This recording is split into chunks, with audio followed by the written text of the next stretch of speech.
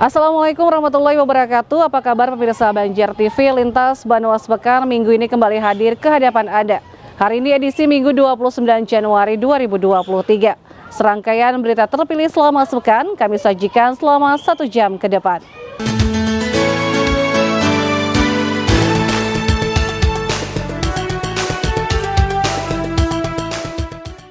Pemirsa, terhitung Januari tahun ini DBD di Kalimantan Selatan sudah tercatat 66 kasus. Terkait itu, Dinas Kesehatan menghimbau masyarakat untuk segera membersihkan lingkungannya masing-masing.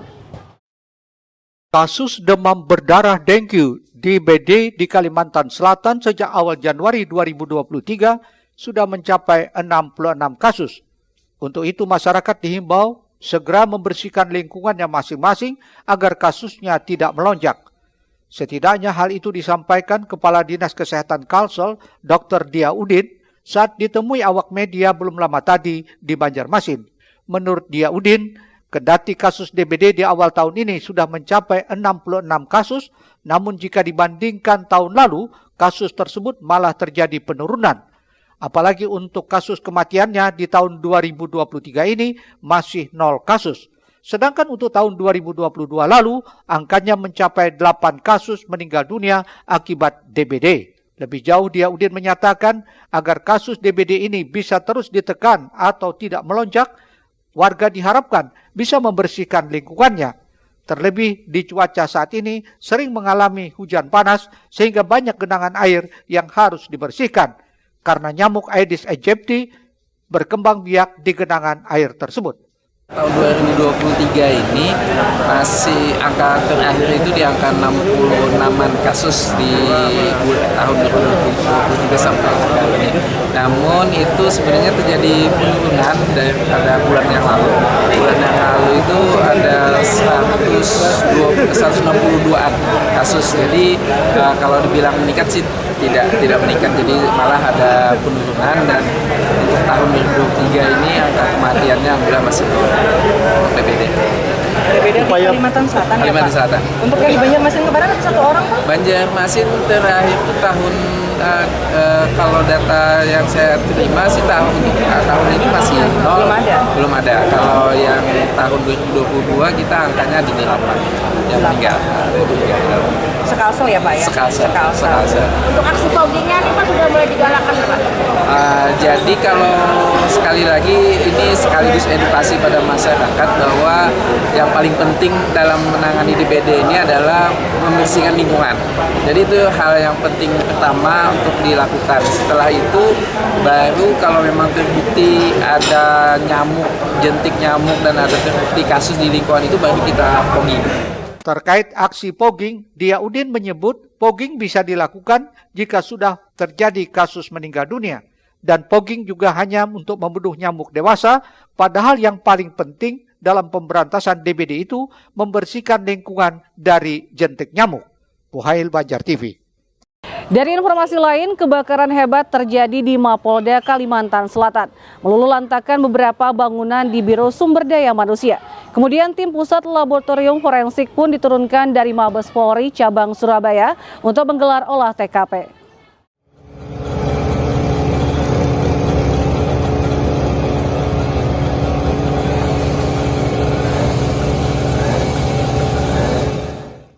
Beginilah suasana detik-detik si jago merah melumat sebagian atap bangunan Biro Sumber Daya Manusia SDM Polda Kalimantan Selatan Rabu malam. Pekatnya asap yang dihasilkan dari lumatan si jago merah membuat petugas barisan pemadam kebakaran gabungan di Kota Banjarmasin sedikit mengalami kendala untuk cepat memadamkan si jago merah, bahkan ada yang sempat mengalami pingsan. Alhasil hampir 1 jam lebih dan diguyur hujan lebat, proses pemadaman yang juga menerjunkan 2 mobil unit Rantis Sabara ini akhirnya dapat menjinakkan si jago merah. Situasi api itu di dalam itu membubuk. Soalnya itu kan ada masih asap hitam itu. Mas, kesulitannya apa, Mas, memadamkan? Asap masuk ke dalam karena kawa harus belum pakai oksigen. Berapa yang jam? Pakai yang menutup tuh. Berapa lama? Berapa jam begitu? Kalaunya bukan berapa jam tuh kurang mengetahui lagi. Soalnya rekanan karena kalau masuk ke dalam ke lantai 2, soalnya kan asapnya di jabul tuh. Ada yang banyak yang sesak nafas. Bang, tadi ada rekanan berapa orang Bang yang tadi bisa? Kalau setahu ulun tadi yang sesak napas ada 2, yang dibawa ke PMI tadi 1 itu dari lantai 2 masuk. Diturun ke bawah sudah ke Rokobinak dah. Jadi kesulitannya itu ya Mas ya? Nggih. Kalau titik air sendiri Mas seperti apa? Kalau untuk air aman. Sidi melaporkan untuk Banjar TV.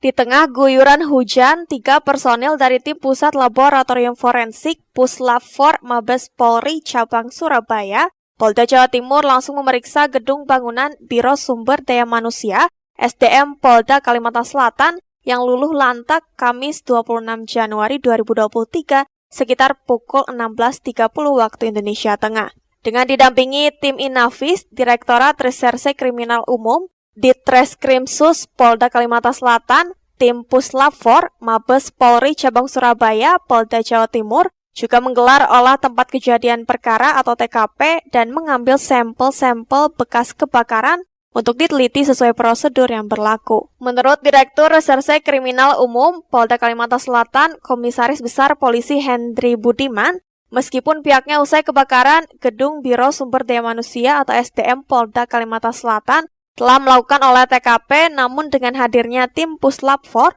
diharapkan dapat mengetahui secara pasti dari mana si jago merah muncul. Kemudian asal muasal kaki ya, mungkin nanti akan hasil kasnya dilaporkan lagi.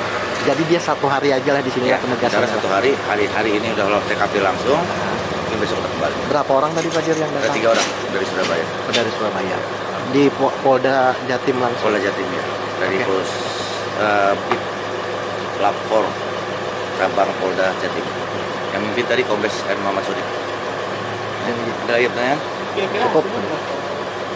Kalau hasil biasanya lah tertulis itu memang mungkin butuh waktu 2-3 hari. Tapi sebelumnya sudah ada gambaran dan analisa evaluasi.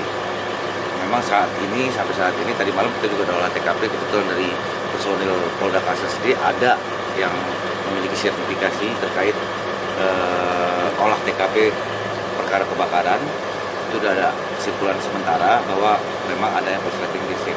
Pada saat kejadian pun itu kurang lebih jam 6, jam 7 malam itu udah hujan. Kemudian pada saat kejadian juga masih hujan gerimis.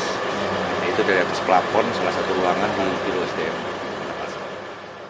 Untuk diketahui, gedung Biro Sumber Daya Manusia Polda Kalimantan Selatan luluh lantak usai si jago merah melumat beberapa ruangan pada Rabu 25 Januari 2023 sekitar pukul 21.30 waktu Indonesia Tengah, dan si jago merah dapat dipadamkan 2 jam setelahnya usai proses pemadaman dilakukan ratusan armada barisan pemadam kebakaran gabungan sekota Banjarmasin.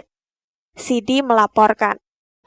Dari Kabupaten Banjar, kondisi Jalan Tata Muntai, Kecamatan Kertakhanyar selama bertahun-tahun rusak parah, yang mengakibatkan sering terjadi kecelakaan bagi warga yang melintasinya. Sementara itu warga tidak tahu harus mengadu kemana karena tak kenal wakil rakyatnya yang selama ini dinilai tidak pernah menengok.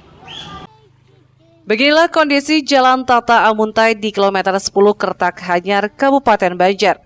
Kondisi jalan yang rusak parah ini sudah banyak yang berlubang dan bergelombang, hasil genangan air tak terhindarkan saat hujan tiba. Akibatnya jalan menjadi licin dan warga harus ekstra hati-hati dalam melintasinya agar tidak jatuh dan mengalami kecelakaan tunggal. Selain akses permukiman warga bagi 3 desa yaitu Sungai Lakum, Pasar Kamis, Banuanyar, dan Kelurahan Mandasari, jalan ini juga sebagai jalur penghubung antara Jalan Ayani kilometer 10 Kertakhanyar ke Jalan Lingkar Gubernur Subarjo. Kerusakan jalan itu ternyata sudah berlangsung lama, makin parah setelah Kalsel dilanda banjir besar pada tahun 2021 lalu. Kawasan itu salah satu lokasi terdampak dan sampai saat ini terkesan dibiarkan. Warga pun telah berulang kali mengajukan proposal perbaikan jalan, namun hingga sekarang belum ada tanggapan dari pemerintah setempat. Padahal di kawasan ini ada 3 lembaga pendidikan seperti SMKN 1 Kertakhanyar, SD Pasar Kamis, dan TK Lestari. Dikhawatirkan kecelakaan kembali terulang, bahkan sampai ada warga yang keguguran. Kalau kondisi rusak itu lebih 5 tahun Mas, hampir 2 kali pemilu, jadi tidak ada sama sekali perbaikan. Ditambah lagi kemarin itu ada bencana banjir, jadi jalan itu malah lebih parah lah, parah banget lah. Ini akibatnya apa nih? Ada warga kecelakaan atau seperti apa di sini? Kalau berdasarkan laporan banyak kecelakaan, baik itu kecelakaan tunggal, terus ada yang sampai keguguran, terus apalagi ada yang seleo, patah tulang gitu kan. Jadi sangat bahaya sekali kalau kita tidak hati-hati kalau melalui jalan ini. Jalan itu kalau di aspal aja kayaknya kurang puas lah. Sebabnya tanahnya ini kurang memadai. Kalau dicor dulu kah atau apa gitu. Nah kalau di ACC ditanggapi, ya, mudah-mudahan minta tolong benar. Kita tuh mengadu sama siapa lagi, nggak bisa mengadu kemana-mana sudah, ibaratnya proposal sudah, Bapak RT, Pak Udin sudah semuanya. Ya minta tolonglah, Bapak yang berwenang, minta tolong benar. Kan ini membuat itu alat kendaraan soknya mulai rusak, tambah lampu ini seharusnya ada perbaikan dari pihak yang berwenang. Sudah sering Pak kendaraan jadi rusak akibat jalan ini Pak? Sudah sering sih ganti-ganti soknya karena di jalannya yang berlubak itu banget terlalu dalam. Panjang Pak lah rusaknya di sini ya Pak? Panjang sekali, hampir 2 kilo. Kondisi ini diperparah tidak adanya penerangan jalan saat malam hari yang membuat resiko kecelakaan semakin tinggi. Eko Anggoro, Banjar TV.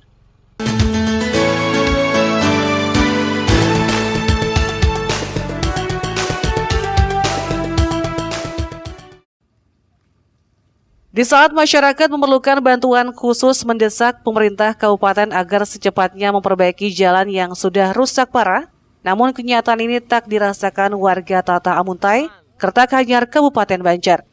Bahkan Ketua RT setempat mengaku tak mengenali siapa saja wakil rakyat dari dapilnya yang bisa dihubungi untuk meminta bantuan memperjuangkan perbaikan jalan ini.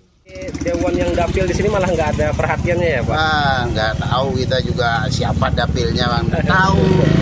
Apalagi mereka kan datang misalnya ke warga, nggak tahu, memang kami nggak tahu siapa dapilnya di sini. Malah nggak ada perhatian ya? Malah nggak ada perhatian. Oke, harapannya kepada pemerintah apa Pak? Ya mudah-mudahan apa yang kami sampaikan, apa yang kami keluhkan, mudah-mudahan dapat tanggapan lah. Paling enggak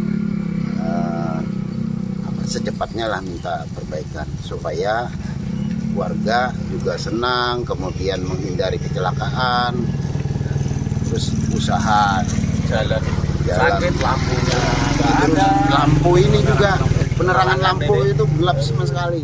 Ironis memang, kesabaran warga Tata Amuntai harus diuji setiap harinya untuk melintasi jalan sepanjang 2 km itu dengan kondisi yang tidak layak. Jangan sampai wakil rakyat hanya datang jelang pemilihan dengan janji-janjinya, sementara satu warga kesulitan tak ada satupun yang peduli. Eko Anggoro, Banjar TV. Pemirsa, mediasi aktivitas pertambangan di Kota Baru, tetaplah bersama kami.